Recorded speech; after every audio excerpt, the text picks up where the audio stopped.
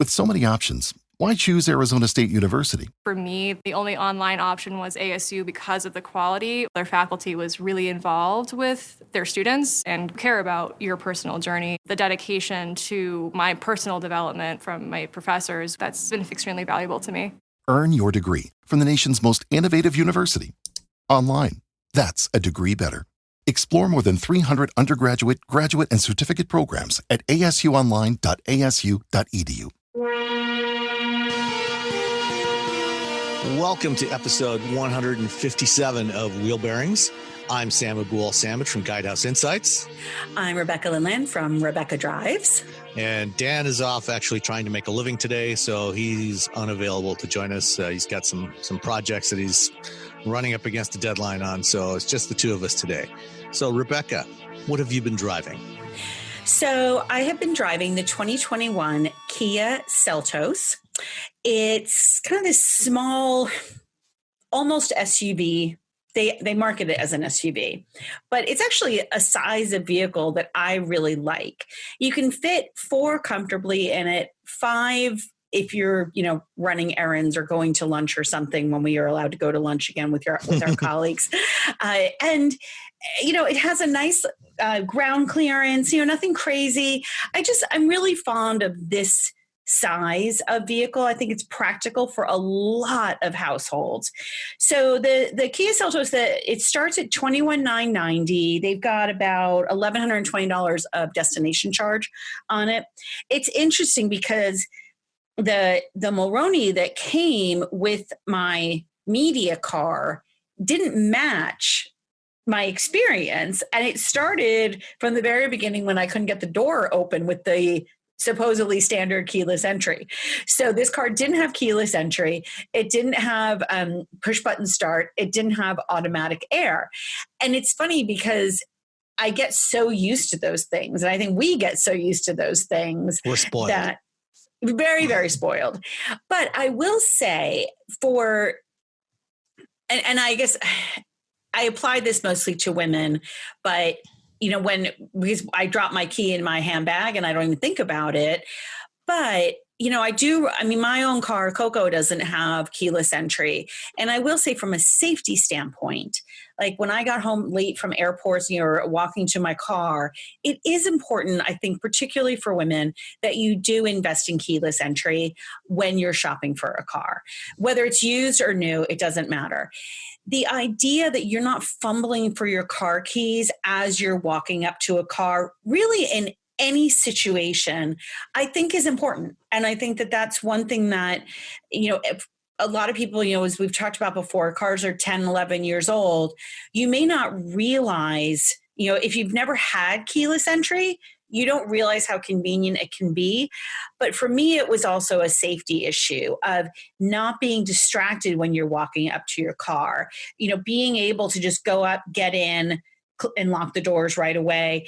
There's just that feeling of, it's one less thing to distract you from getting into your car safely. Mm-hmm. So I will tell, and particularly the women out there, that I would look at keyless entry as something that I would consider essential when you're shopping for a new or gently used car.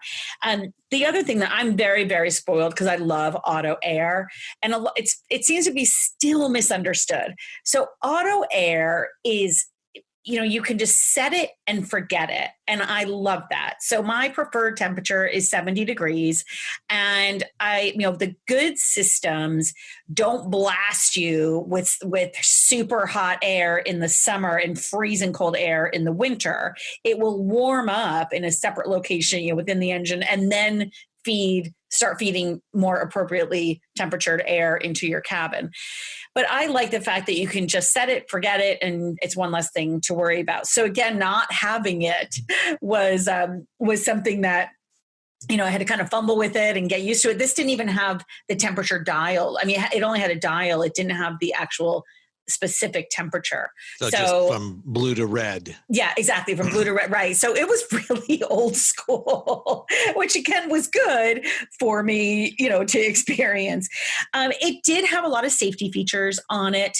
It did have, the blind spot collision warning, rear cross traffic alert, things like that. So there were, it was kind of a hodgepodge of things that it did have, in terms of new technology.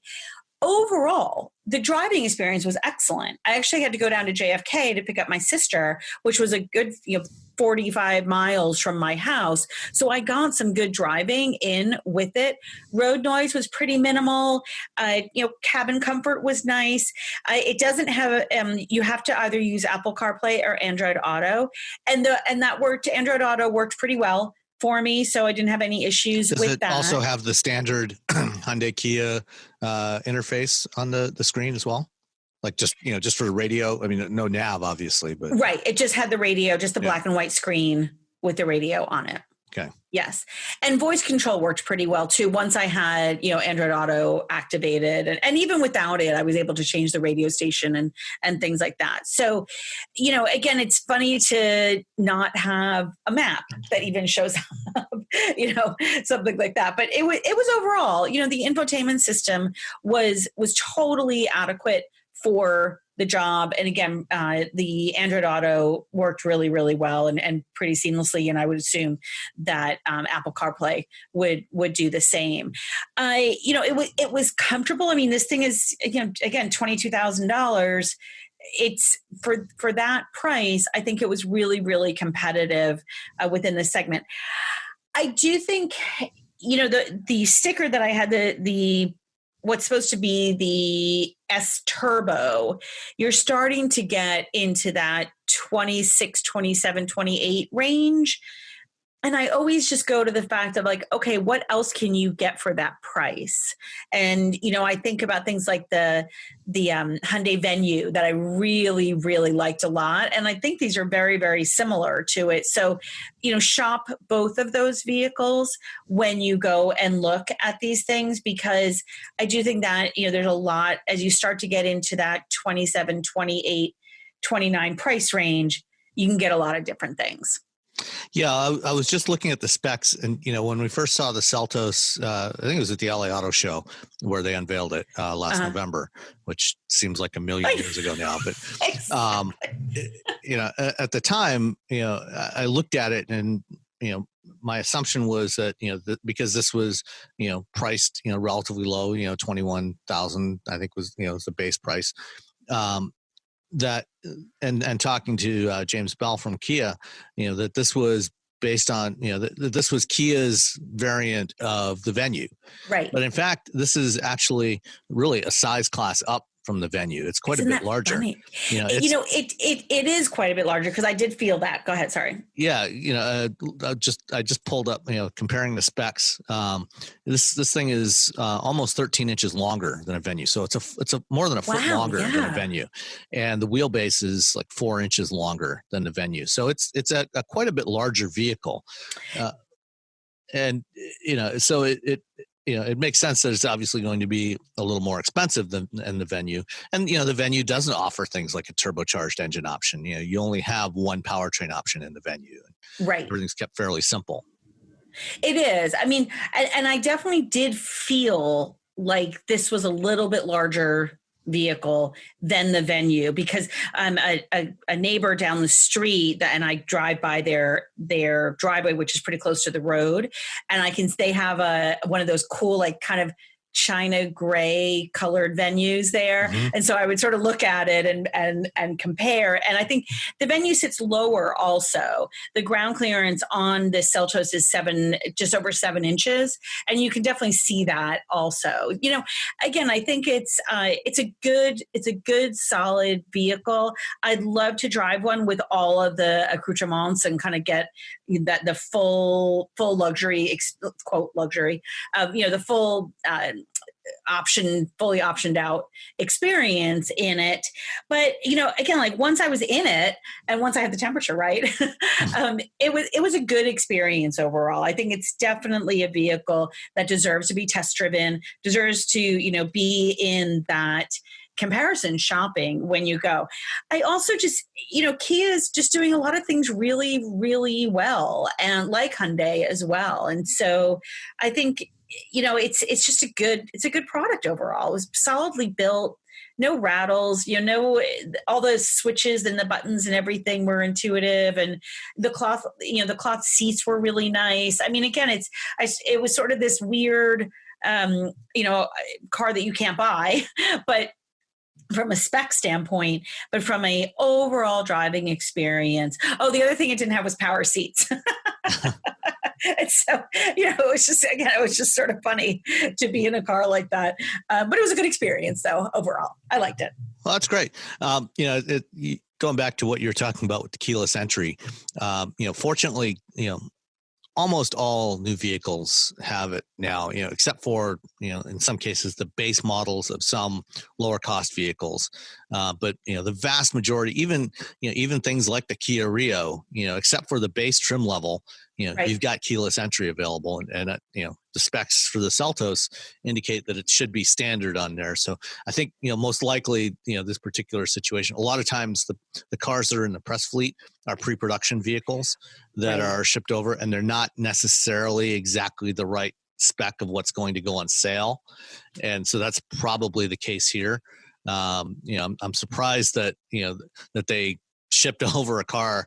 This is probably a car that was built, maybe for another market, but that they shipped over one that didn't have some of those features. But I agree with what you're saying. The rationale for having keyless entry, it is more than just a convenience feature. In some cases, it can actually be a real valid safety feature as well. Right, and that's one thing also. That I want to emphasize to our listeners is that when you are shopping, some of these things seem like almost like overkill, like, oh, why would I need that? But you really, on those test drives, you've got to try out some of these features. Try out like rear cross traffic alert. I've spoken about this before. When you are in a parking lot, especially with SUVs, everyone has SUVs now. When you're trying to back out, having that rear cross traffic alert, having that pedestrian alert, things like that, that rear camera, and those sensors that are picking up things that you can't see. Mm-hmm. So on that test drive, it's funny because you always, they have an assigned route and you're supposed to do this, that, and thing. No, I am all about take it in situations that you experience. If you have to parallel park regularly, parallel park that car when you're on a test drive. Because I'll tell you, one of the things that, again, like, as somebody who sits closer, like the A-pillar, the width of the A-pillar is really important to me. And there's been times when visibility has been pretty compromised. If you drive that car on your regular route and do the things that you do in that car, it's worth spending the extra time. You're investing, tens of thousands of dollars in this thing, whether it's new or used, it doesn't matter. It's drive it in your experience, the way that you live it. Yeah, no, totally agree. And that's what we try to do every week with the cars that we're driving is, yes, use it the way normal people would. Obviously we don't have access to test tracks. We don't go out and do instrumented testing with vehicles, the way, a car and driver or Motor Trend would do. But, we're just trying to experience it to the degree that we can, the way an average consumer would, and, give that kind of feedback, so hopefully, provide something useful to the listeners. Right. Exactly. So, what, would you take this over the Venue, or even, like the Kia Sportage, or, other options, so this is really, based on the size of this vehicle, it's really more in the compact rather than kind of in between compact and subcompact in terms of size. It's 172 inches long. So it's a little bit smaller than, like a CR-V or Escape or RAV4. Yeah. So I think it depends on your household and your budget. I think that, when I think about vehicles like the Buick Encore GX, which was $4,000, $5,000, $6,000 more than the top of the line Seltos. But man, that thing was super, super nice. I think that, it depends on your budget. If you are maxed out at 25,000, then I think this is a good option. And also keep in mind too, let's in that price range, what can you get on the used car market, versus the new car market. So I think that it's definitely worth a test drive. But it's also worth trying other size vehicles. I liked this size. I was trying the fuel economy is rated at 25 up to 30 with 27. So, one of the competitors that comes up too is the Subaru Crosstrek, which I think is a really, really good vehicle as well. So,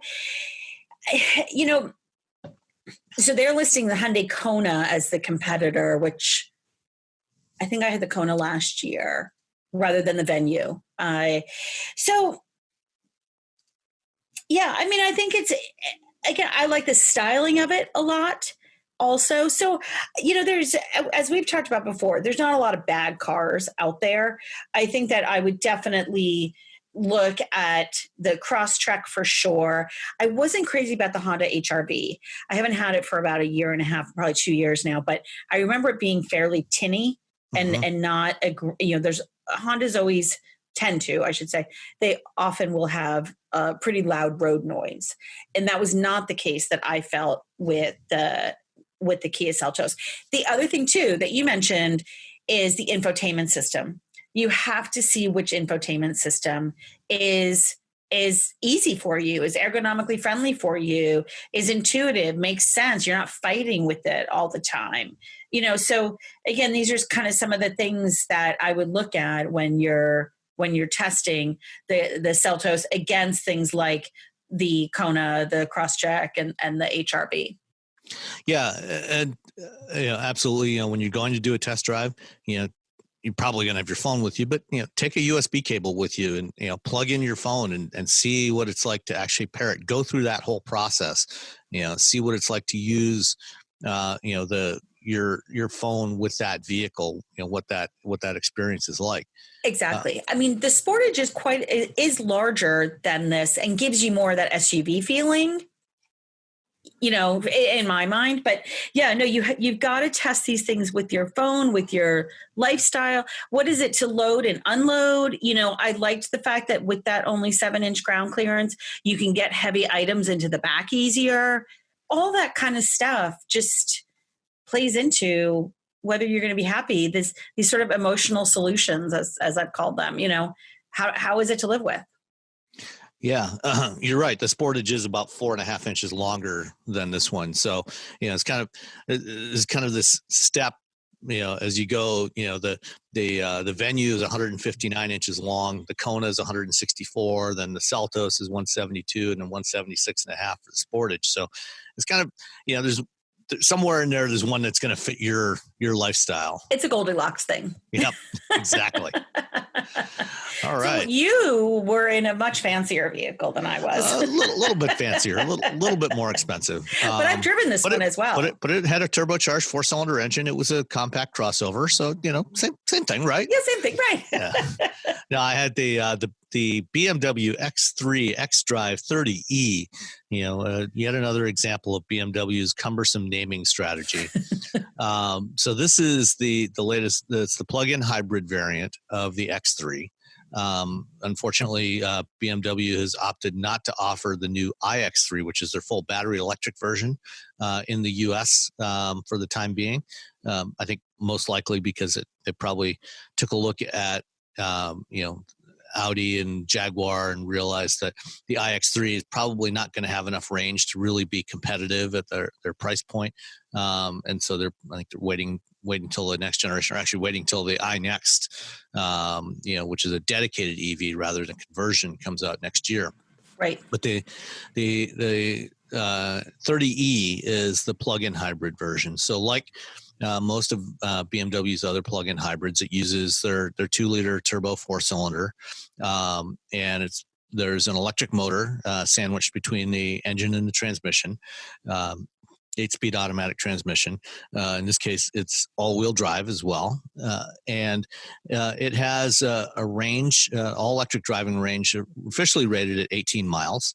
I went for a drive, had it fully charged up, drove around through a variety of conditions, urban, suburban, highway conditions. I actually got 23 miles of range out of it before the engine came on and stayed on in regular hybrid mode. Wow, that's awesome. I don't think I got that. I think I got maybe 20. I did get more than 18 though, but yeah, okay. So that's really, really good. Yeah, it is, which is, nothing wrong with that. And the X3 is a nice vehicle. It's got a really nice interior, drives well. This is basically, think of it, like an elevated 3 Series hatchback, wagon. So, it's not, I wouldn't really call it a full-blown SUV, but neither is BMW. To BMW, these are sport activity vehicles. They don't make sport utility vehicles. But there's plenty of cargo space in the back. We took it to go to the lake on a Saturday morning, and had the inflatable paddleboard and a couple of beach chairs and assorted other detritus in the back, and then Daisy and our daughter Sophie in the back seat. So there was plenty of room inside. It's comfortable to drive. I said gets really good fuel efficiency. Even when you get into hybrid mode after the battery's been depleted, you're still getting 35 to 40 miles per gallon, which I think is really good for a vehicle of this type. It's got plenty of performance, 282 horsepower combined from the engine and the electric motor. And even when you're in electric drive mode, there's plenty of performance. As long as you're not, shotgunning it, you've got different drive modes to choose from. There's an eco mode, there's comfort mode, sport mode. In comfort mode or eco mode, you can accelerate at reasonable speeds. So you're not sitting there trying to feather the accelerator. It will actually, it shows you on the gauge, the limit of where.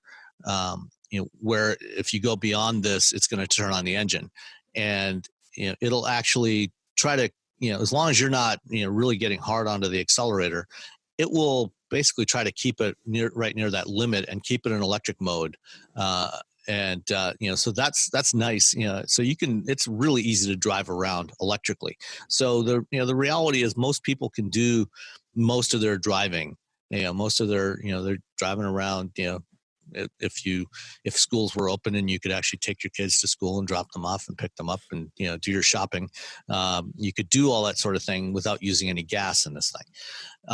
The one that I had the M Sport package on it and assorted other options. So the base price starts at like $48,000. So it's not inexpensive. It's fairly pricey, but it's. For a BMW, it's actually not totally unreasonable. I am this week driving another BMW that we'll talk about next time that is not as nice as this and it cost $50,000. So we'll come back to that one next time. The one that I had, it didn't come with a Monroney, but building one as close as I could on the BMW website, it came to just about $60,000 delivered. So, it's a fairly pricey vehicle, but, it's a BMW. So you get what you get, so nice interior, really nice seats. The M Sport package, comes with nice sport seats and including adjustable thigh supports, all that sort of stuff. All the driver assist systems. So you got adaptive cruise control and lane keeping assist and actually lane centering. So it's good. I was impressed with it. I like driving it. And I've always liked driving BMW's plug-in hybrids ever since I think probably about 3 years ago that I first drove the 7 Series plug-in hybrid with basically the same powertrain in it. And it's really smooth and seamless and quiet. When it does transition from electric mode to hybrid mode, the engine starts up, you don't feel it at all. I mean, it's really just transitions. The only thing is you'll just, if you listen carefully, you'll hear the engine come on, but you won't feel anything at all. So it's great in that respect. if you're wanting to go at least partially electric, but you're not quite ready to make the jump to a full battery electric vehicle, and you want something premium, I mean, there are obviously other options, at lower price points. But if you want something, that feels premium and gives you that ability to do a lot of your driving electrically, this is definitely one worthy of consideration. Yeah, I really liked it. It sounds like we had a very, very similar experience and a similar vehicle, because looking at mine did have a sticker with it. It started at $49,545, and that includes the $995 destination. And then as tested was $60,545. So I think it's very, very similar. It's probably the same spec. Yeah. Right. I got 34.7 miles per gallon. And that was including 65 miles of driving in EV mode only. And I had a really, really good experience. I talked about it a couple of episodes ago, but I think you're right. I think that it's a good option of that if you want a plug-in electric without going full battery electric. I think this is a really good small family car. It was quite roomy, very, very comfortable. I've had BMWs for a long time, so for me, I compared to putting on my favorite slippers, because I just got in and I was like, well, you owned an X3 before, right? I did. I had two X3s, and then I moved to the X5, which was way too big for me. Yeah. But yeah, and it's funny because that was 10 years ago now that I think my X5 was a 2011. And it's funny because now, to your first point of their naming conventions, they have X2, 3, 4, 5, 6, 7. Like I definitely could have found one in the middle. I probably would have gotten an X4 and still been in the brand, because I ended up getting rid of the X5 because it was just too big. But I do think that this is a great vehicle for if you've got the type of lifestyle that you're doing a lot of in-town errands, or like even the new lifestyle of working from home and just needing to get out every once in a while. You can do an awful lot of that in EV mode. I am looking at getting a high-speed charger installed in the house, because the trickle charging was painful, 14 hours, to get about 20 miles. Mm-hmm. So, again, it doesn't matter if it's just sitting there or whatever. It doesn't matter then. Now, I did just lose power for 5 days in the tropical storm that we had this week. So obviously that would be sub-op. And that's, again, to your point. That's also an advantage of a plug-in hybrid versus exactly battery to your point of, that's why having that dual fuel option is really, really good, because you're not going to get in a jam, So I think that I like this idea. I like that combination of being able to have EV mode when you want it and when you can use it, and then just gasoline. So I like this car a lot. Yeah. All right. Oh, the other thing too, I felt a couple of points that I made earlier. I think I loved the infotainment system and the heads-up display in this. It was really, really good. I think that gesture control is a total waste of money. I just have to reinforce that. I would definitely agree with that. It's a total gimmick. I mean, really, I just end up giving it the finger. When I'm twirling my finger, when I'm twirling my finger around 2 inches away from the knob I could just twist and do that knob with far more precision. Yeah. I'm curious to see when BMW finally gives up on the gesture control. Right? Yeah. Move on. Yeah. Anyway. All right, so let's get into some of the news of the past week. Yes, we had a little announcement from Ford last week. You want to talk about that? Was that, you mean Jim? Which Jim? Yeah, Jim and Jim. Yes, Jim and Jim. So Ford is transitioning from the Jim Hackett 3-ish year era to the Jim Farley era, which I think that will be a really interesting transition for them. Keith Naughton from Bloomberg, he tweeted out something like, this is his covering his eighth Ford CEO. And one of the things that I feel like needs to be conveyed, Jim Farley's been there for 13 years, and I think he's the obvious transition after Heinrichs was unceremoniously released. But I think that Jim really, I would love to see him convey that.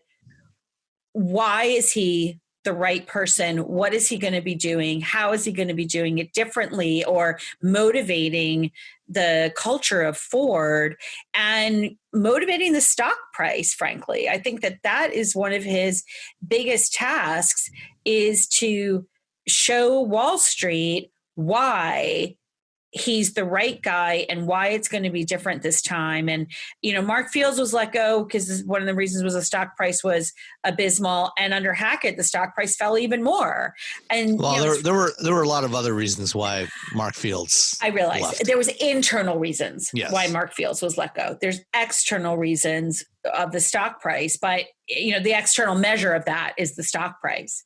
And so I think, conveying to Wall Street and the industry is something, the message of what the Farley years are going to look like, I think is really critical.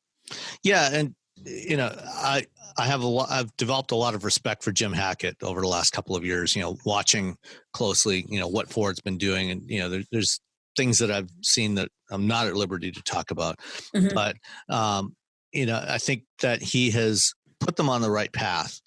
To his credit, I think he's done a lot of good for Ford over the last mm-hmm. 3 years.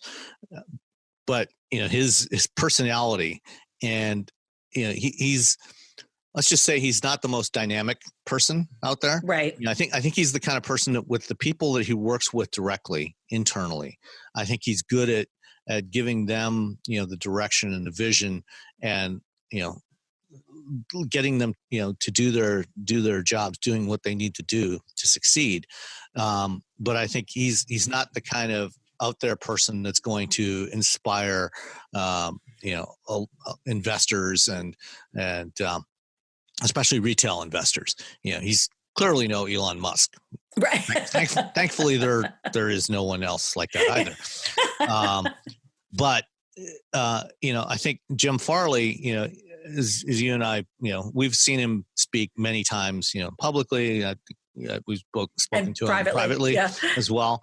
And he is, I think he's the kind of person who can definitely put a face on Ford that will be more inspiring to outsiders. He's able to articulate the story of what he wants to do and why are they doing what they're doing. Right.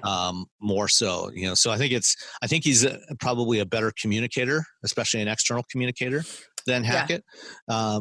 And, from what I've seen, he and Hackett were very much on the same page as far as the direction they wanted to take the company.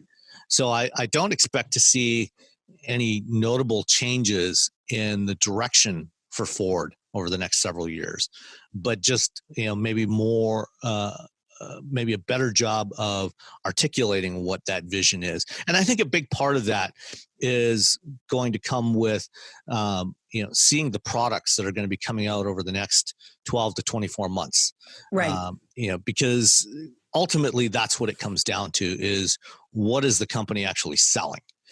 Right. And if they can execute on the product plan, and get vehicles like the new F-150, the Mach-E, the Bronco, and other stuff that's yet to be shown on sale, get them built correctly, avoid the kind of fiasco they had with the Explorer last year, then I think that will really inspire a lot more confidence in Ford. And then, going forward, as they move more into the mobility realm and get their automated driving program commercialized, getting more of the electric vehicles, especially the electric F-150 and the Transit. I think those two, those aren't the electric F-150 and the Transit are not the sexy products. That's the Mach-E. But I think from a business standpoint, I think those are actually far more important to Ford than the Mach-E will be, both in terms of volume, but also in terms of the kinds of customers that are going to buy those, that want those and need that type of vehicle. And, when I interviewed Jim Farley last fall, and I'll put a link to that recording in the show notes, one of the things he talked about quite a bit there, was Ford's strength in commercial vehicles. They understand the commercial vehicle market. And from a business perspective, I mean, people look at Ford and they get excited by Mustang, but it's selling Super Duties and F-150s and Transits to commercial customers.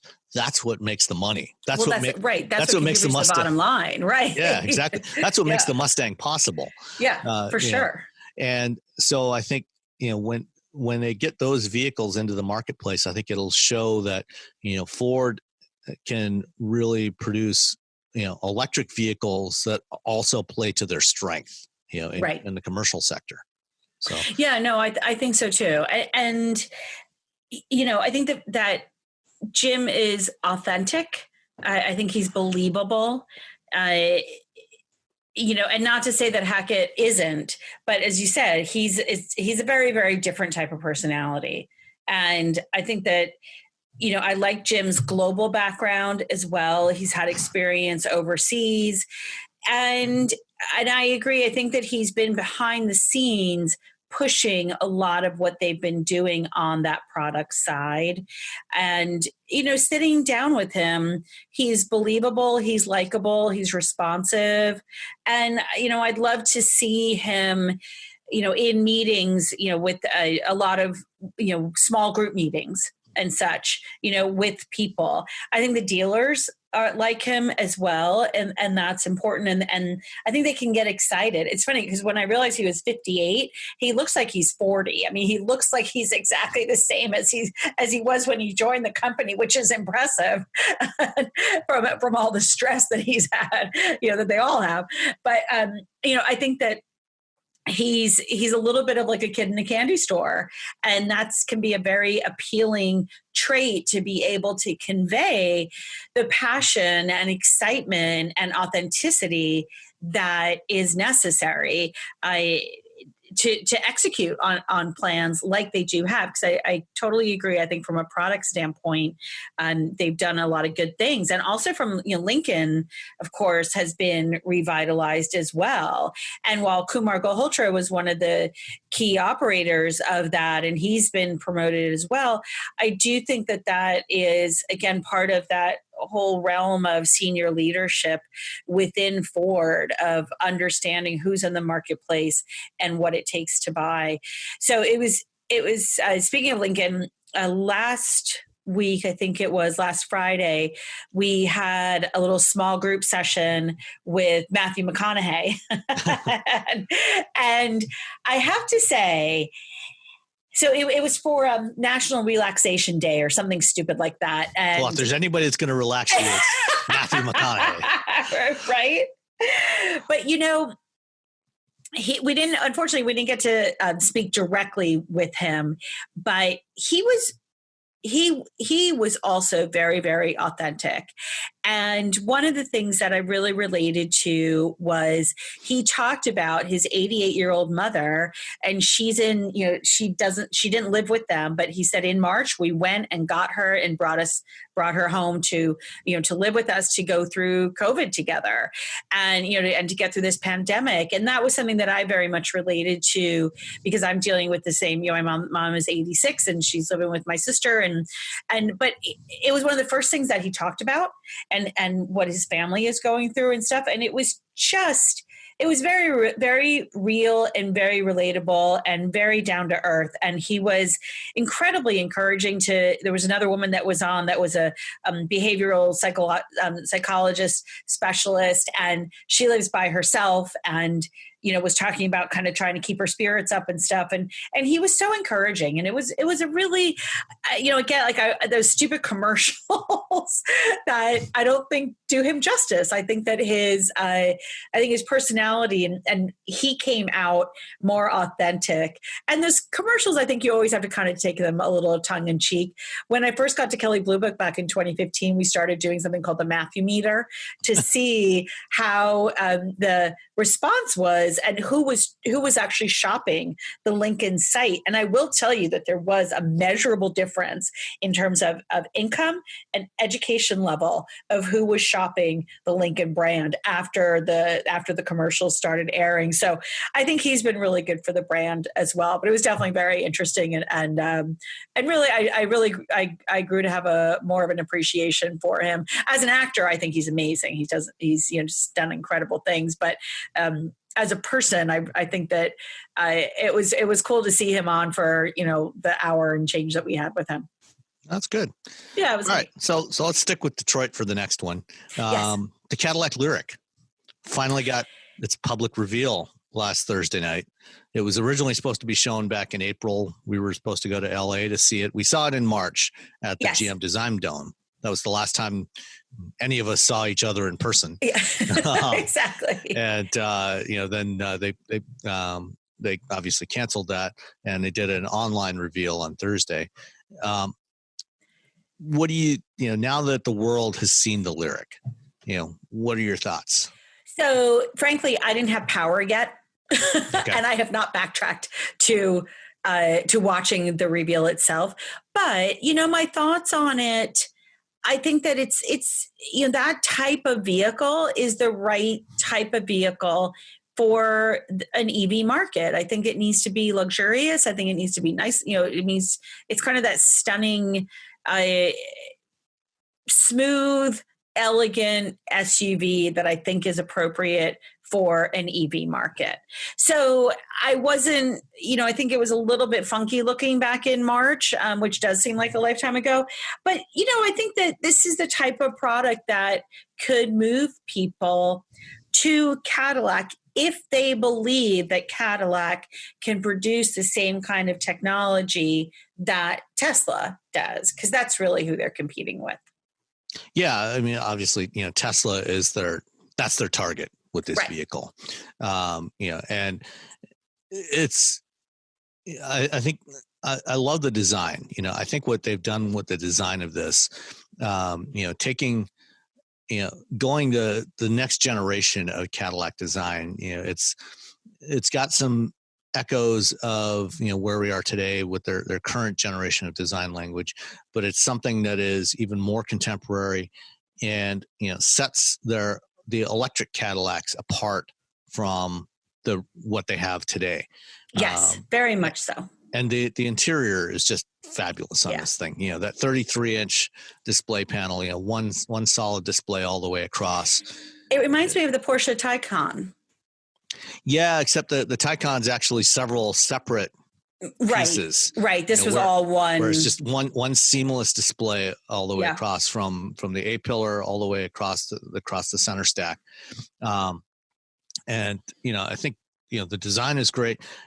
I was at a luncheon, a Cadillac luncheon back in December with Steve Carlisle and others from Cadillac, and he talked at the time about what they were planning to do with with their electric vehicles. And one of the things that Carlisle said at the time, Steve Carlisle is the president of Cadillac, he said that 300 miles is table stakes for a premium. Absolutely. Absolutely. You cannot go out with less than 300 miles. They're targeting, having 400 miles available. Yeah. And, that's impressive. They reiterated last week, that they will have over 300 miles on all variants of the Lyriq going forward. That's not an issue. So I'm not concerned about range. They didn't get into any specific specs on this. The one disappointment that I have is the timing. I know. I feel like they're definitely late to this party, but I would rather have them late and good, or ideally perfect, than toss something out that isn't ideal and isn't perfect. And that doing 2022, late 2022. Late. Well, that's, yes, a year to 18 months earlier would be great, but it's not. And it is what it is. Yeah. I mean, back in the fall of 2017, GM held an event where they announced that they were going to do 20 EVs by 2023. And so far, at least here in North America, they've added 0 EVs to their lineup. And that's almost 3 years ago now. Yeah. So it's, it seems pretty clear, the first one that's coming is the Hummer, which is going to be next fall, fall of next year. So it seems pretty clear that at the time that they made that announcement, that they really hadn't started work on any of these vehicles. I mean, obviously they were working on the technology, they were working on the batteries, the power electronics, the motors, but they hadn't actually started work on any of those 20 vehicles, because they showed an image, of 20 vehicles with silks on them, but didn't actually show any of those vehicles at the time. So obviously they hadn't, they had nothing at that point. It's a bold move. It's a bold statement to make when you don't have much. Well, and even the Lyriq, they made the original announcement and showed a rendering of it in January of 2019, more than a year and a half ago, when they unveiled the XT6. During the process of that event, Carlisle put up this render, this sketch, on the screen, saying this is going to be our first, electric Cadillac. And he didn't give any indication of timing, except that it would be, they had, at that point, they were going through a cadence of, a new product every 6 months. And he said, after that current product cadence is done, then we'll be introducing this, so that, we were kind of expecting, okay, sometime, late 2021, maybe, but it's going to be a full year beyond that. So that's the only unfortunate thing. But, to what you said, even in 2022, this market for EVs is still going to be a very small market. I mean, we're probably looking at no more than 3 or 4% of the market. And that's like tripling it. Yeah. Because we're like 1% now. Right.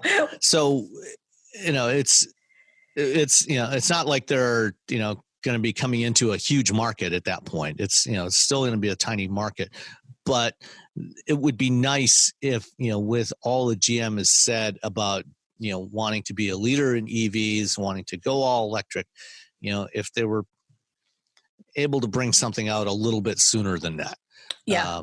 But no, when they, and I will be the first one to admit that I should know this, but I'm going to ask you anyway.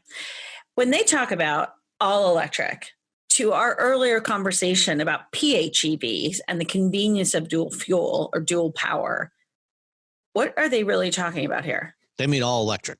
Mark Royce has made it very clear in multiple That's interviews. What I was afraid of. I was hoping that I had misinterpreted. GM is done with hybrids. They're not doing any more hybrids. In fact, and they've discontinued all the hybrids they had.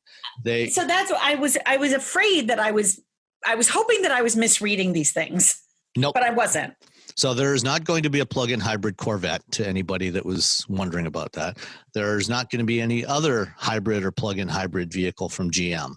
They discontinued the Volt. They dropped the Malibu hybrid. They discontinued the Cadillac CT6 plug-in hybrid that was sold here. That they sold a few hundred of, I think. They still have a couple of plug-in hybrids in China.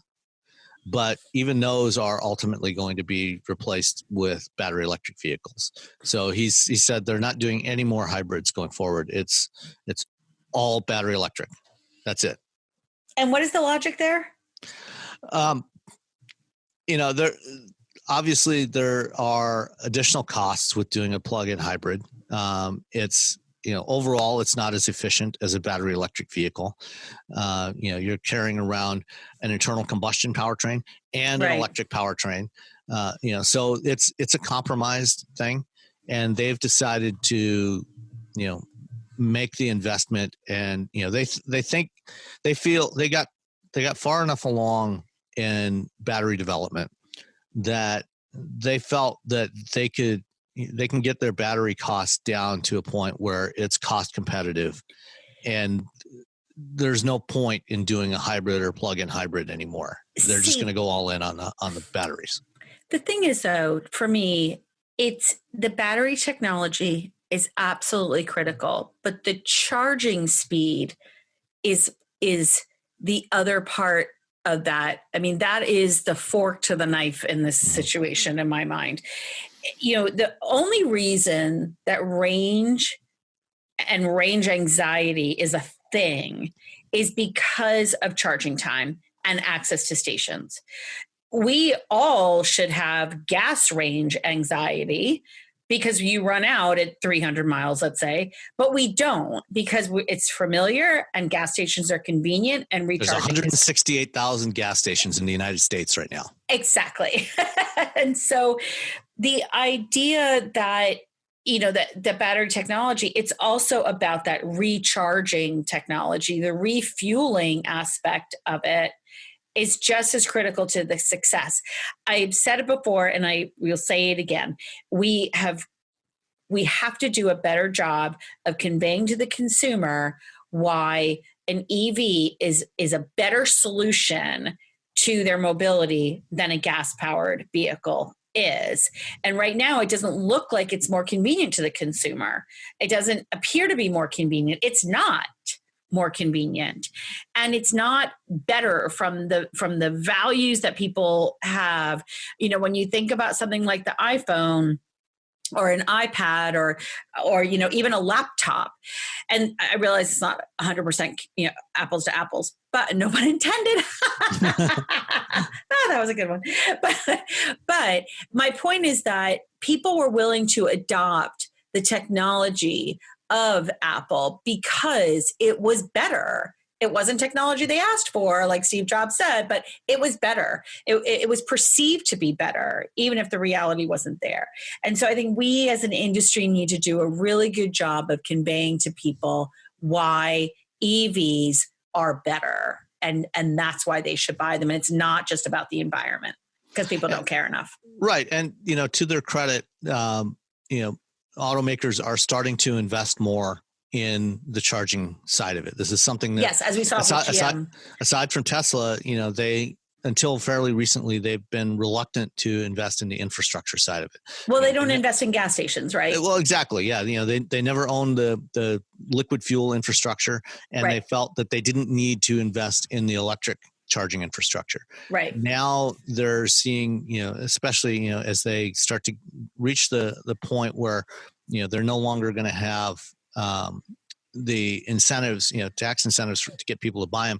They have to find the other reasons to convince consumers to buy these vehicles. And, GM made their announcement with EVgo that, they're going to put in a bunch of DC fast charging stations in urban and suburban areas and locate them at places like grocery stores, places where people are going anyway. Right. In order to accommodate those people that can't charge at home, and make it fast enough to charge so that, you can do your driving, you go in, you do something you were going to do anyway. You don't have to go out of your way. That's the key, is not having to go out of your way and not sitting there in your car for an hour waiting for it to charge. You go to the grocery store, you plug in the car, you go in, do your shopping for the week, and you come out 20 or 30 minutes later and your car's charged up. Right. And then you drive home. So even if you don't have access to charging at home, you're not going around looking for a charging station. It's there where you want to be. Right. So those are the kinds of things. And then in the case of what Ford's doing with Ford Pass, aggregating multiple charging networks, to again trying to make it as seamless and reducing the friction in the ownership experience. So these are the kinds of things they need to do, and we just need more of it. Yes, I agree completely. Yeah. All right. Next up, something not electric. Oh, should we stay on electric though and talk about Hyundai's? Okay, let's do that then. Let's stay with that. Seamless. All right. So Hyundai, we're recording this on Monday morning. Hyundai put out a press release last night that they are creating a new brand called Ioniq, and details on this are a little bit sketchy at the moment. In fact, let me just check and see if. Sorry about that. I just want to see if I got an email response back from Hyundai on a question I had, and I'm not seeing anything yet. So what they announced was, currently there's a car called the Hyundai Ioniq, which they launched a few years ago, which is a compact hatchback. It's on the same platform as the Kia Niro. and it's designed to be electrified across the board. Not electric, but electrified. So there's 3 variants of the Ioniq. There's a hybrid, a plug-in hybrid, and a battery electric version. The battery electric version currently gets 170 miles of range. Unfortunately for Hyundai, it's a car in a form factor, a compact hatchback, kind of similar shape, but a lot less weird looking than a Prius, that is out of fashion today. And, it's done okay, but it hasn't been a huge seller. But, that's been their brand for electrified vehicles. Now Hyundai is going to have a distinct brand. And what's not clear is when they say distinct brand, is this going to be a standalone brand like Genesis or Polestar for Volvo that is electric only? And that's what Ioniq is going to be. It's going to be electric cars going forward, electric vehicles, cars and crossovers. Or is this going to be a sub brand? So are they going to be called Hyundais, or are they just going to be called Ioniqs and Ioniq 5, Ioniq 6, Ioniq 7? Or are they going to be Hyundai Ioniqs, where, it's more like Volkswagen and their ID3 or ID electric vehicles, ID3, ID4, and so on. What do you think about all this? So I'm just looking at some of the stories that are out about it. They're calling it the Ioniq sub-brand, but then in the next sentence says that means Ioniq could become much like to Hyundai what Polestar is to Volvo. So I agree with you. I think it's unclear.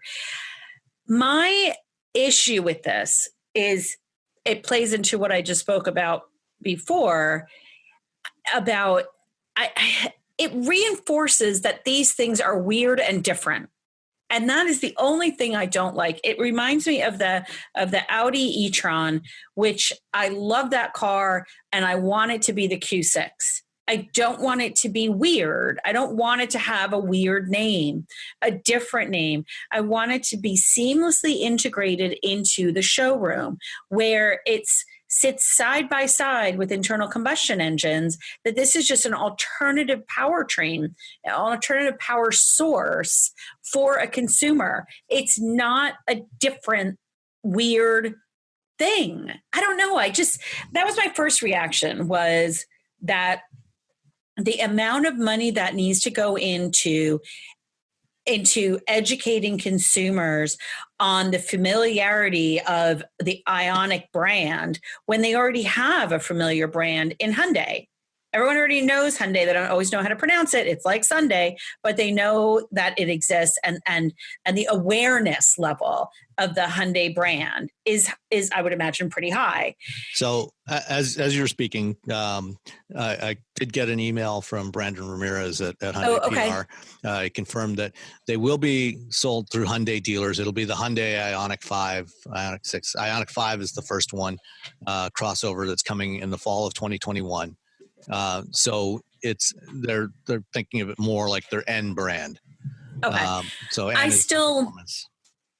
I still am not a fan, because I feel like if we are going to push onto the consumer that these vehicles are good, if not better than internal combustion engines, they can't be weird. Mm-hmm. They can't be this special thing, this different thing.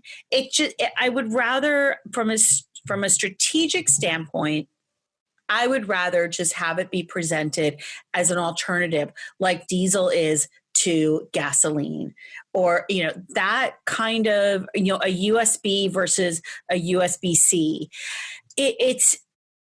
I don't understand the need to isolate these vehicles, because I think it's isolating. I don't think it's elevating them. I think it's just isolating them, and the amount of money that will go into even promoting this Ioniq sub-brand. It's like Volvo with Polestar. Volvo is a really good name that everybody knows. Why isolate these vehicles into a separate compartment? I don't get that. Well, and, for Volvo in particular, they're also going to have battery electric Volvos. It's not like the Polestar is going to be the only one with electric vehicles. In this case here, what Hyundai's doing sounds almost the same as what Toyota tried to do, in the late 2000s when they decided we're going to make Prius. Prius is so popular, we're going to make it a separate sub brand, a family, and they launched the Prius V and the Prius C, and by the time those cars came out, they had a few years where they did okay, but at that point, hybrids in general were becoming more mainstream, and you could get hybrid variants of pretty much everything in the Toyota lineup. And today, the Prius V and C are gone. The regular Prius is declining in sales year over year, and the most popular hybrid Toyota is the RAV4. Right.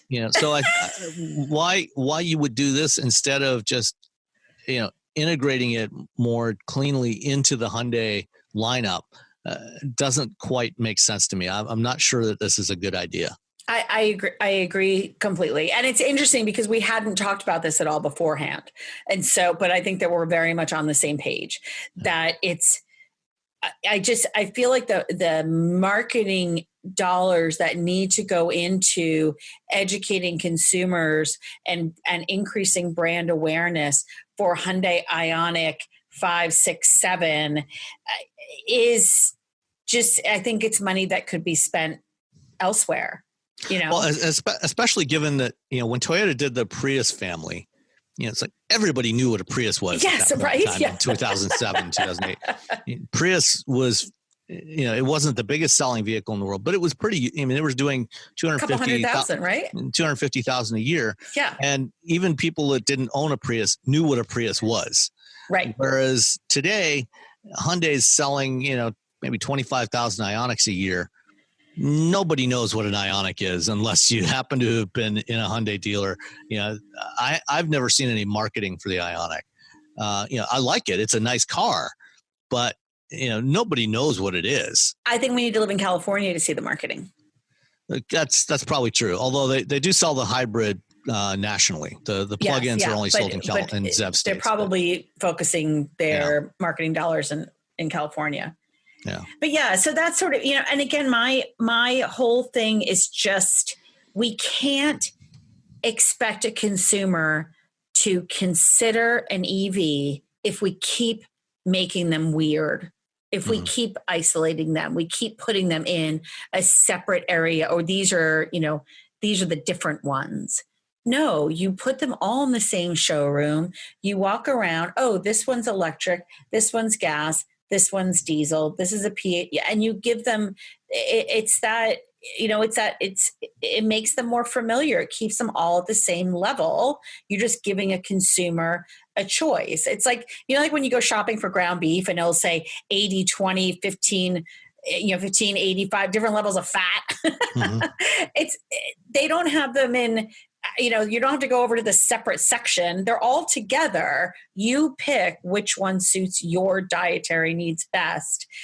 Let's just do that with these mobility, these powertrains, this, how you get from A to B.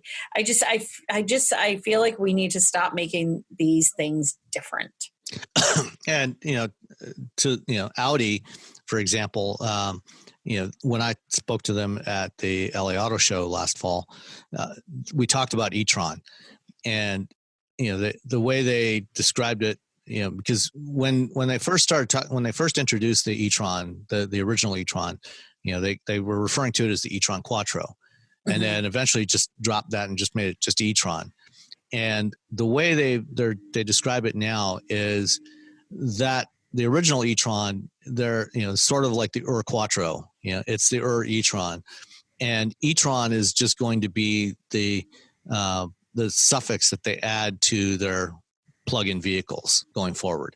So you're going to have like the Q4 e-tron, which is going to be the battery electric e-tron, and various other models as they go forward, just like they've done with Quattro. Originally Quattro was a single standalone model. Now Quattro refers to all-wheel drive Audis. Right. E-tron is that's going to be what tells you the Q4, the Q7, or whatever it is, has a plug.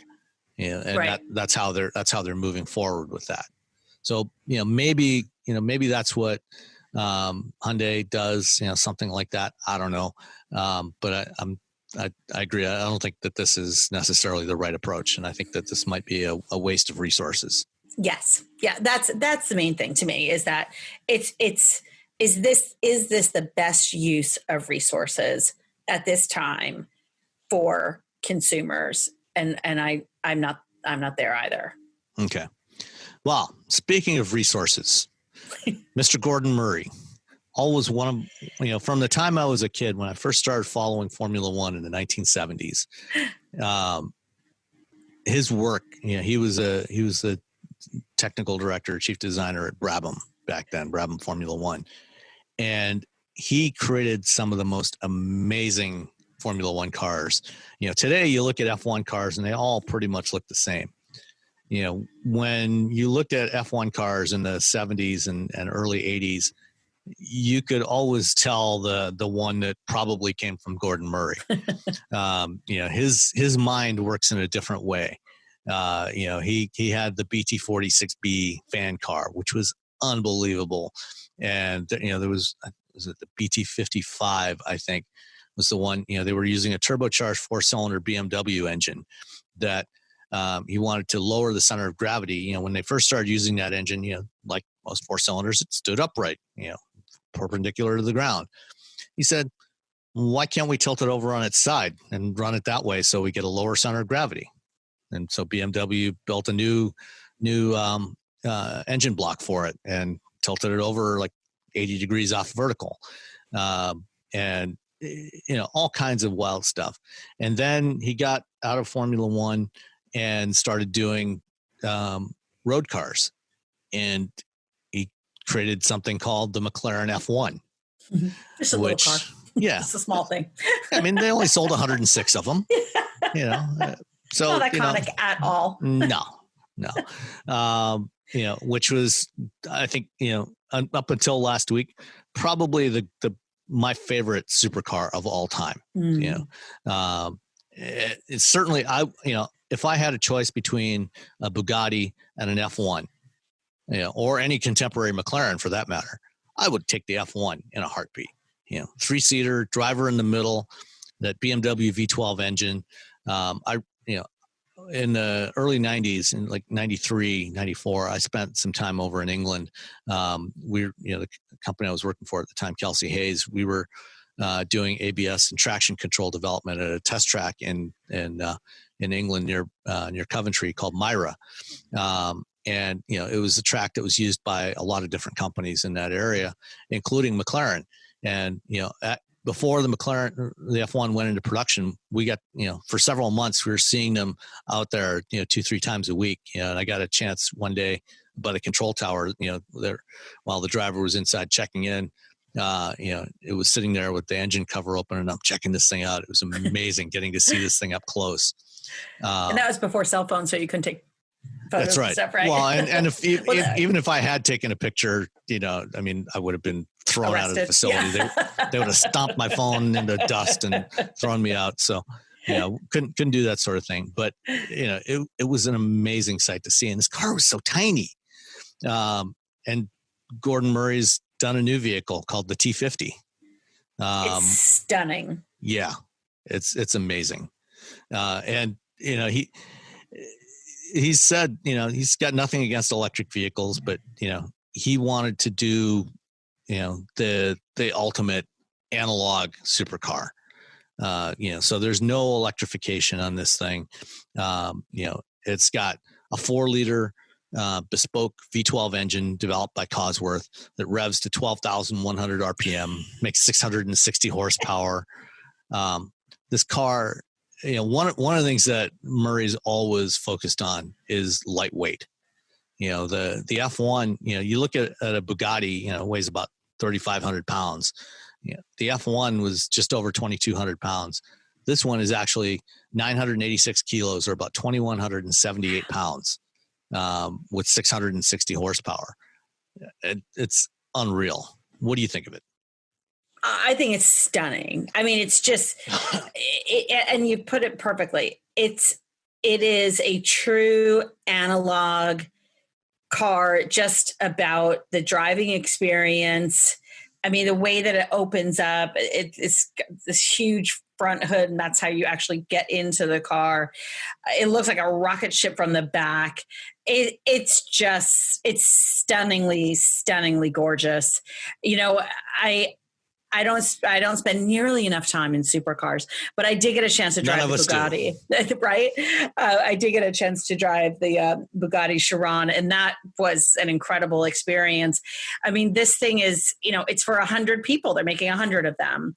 And I will say that when you think about these, you know, having recently met a couple of people that are both collectors but users of and drivers of these supercars, I think that those 100 people are, you know, will appreciate them. I mean, when you only have to pick 100 people, you're going to get people that get it, that look and say, you know, this is what driving is about. And, you know, it's funny. I think about sometimes, like I complain a lot about infotainment systems and things like that. But, you know, in Bugatti's world, they actually preferred to keep that stuff all to a minimum because it also ages the vehicle. You can tell when that vehicle came out. When you look at something like the T.50, your only responsibility in that car is to drive it. That's it. It's not about. It even has a manual transmission. Yeah, it even has a manual transmission. It's not about connecting with the outside world. It's actually about connecting with this incredible machine that is fully dependent upon you to execute properly on it. And you know, when you think about self-driving cars and all those sensors and everything that I'm a fan of, this is not that. Mm-hmm. And that's really cool. I love that. You know, the funny thing about the F1, when they were originally planning it, you know, today, I mean, you know, it's this iconic machine that, you know, everybody wants. You know, they go at auction. I think the last one that sold at auction went for something like $18 million.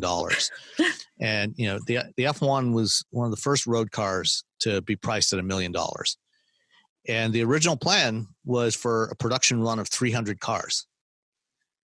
It sold so poorly, even after it won overall at the 1995 24 Hours of Le Mans, they could not sell those things. People didn't understand. You know, it's like, why would I want this? You know, nobody wanted them. And so they actually cut production short after only 106 cars, of which about 25 of them were race cars. You know, so there was only about 75, fewer than 80 road cars, F1 road cars, which, you know, when you think about that today is mind-boggling that, you know, people, you know, wealthy people, you know, almost fight over the opportunity to buy, you know, limited production Ferraris and Lamborghinis and Bugattis. And McLaren couldn't, you know, McLaren, a brand that had won so many F1 championships and so many races, you know, could not sell 300 cars, 300 road cars. In 1995, it was a very, very different world. It was, mm-hmm. You know, the tech world was only, you know, internet, right? Was, I mean, it was only just starting. And, you know, so I was thinking about, you know, having grown up in an area that's very fortunate, pretty wealthy.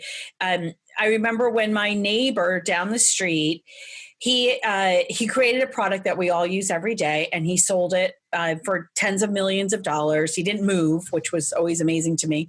But they had one of the first VCRs, and they also had a Sony Betamax, and this was in the 80s. And, you know, I remember, and they had a collection of cars. It's why I could identify the exhaust note of a Ferrari by the time I was 12 years old, because we lived on a cul-de-sac, and they lived at the end, and they would go back and forth with these exotics that were unbelievable. And I would lay in my bed, because they would sometimes leave early in the morning. I'd lay in my bed or be in my bedroom that overlooked our road, and I'd be like, okay, which one is that? And then I'd be able to look outside and identify them. But, you know, it was the idea, you know, when you think back of wealthy people back then, it was a different world. They didn't, the fact that these people, they spent so much of their money on cars was seen as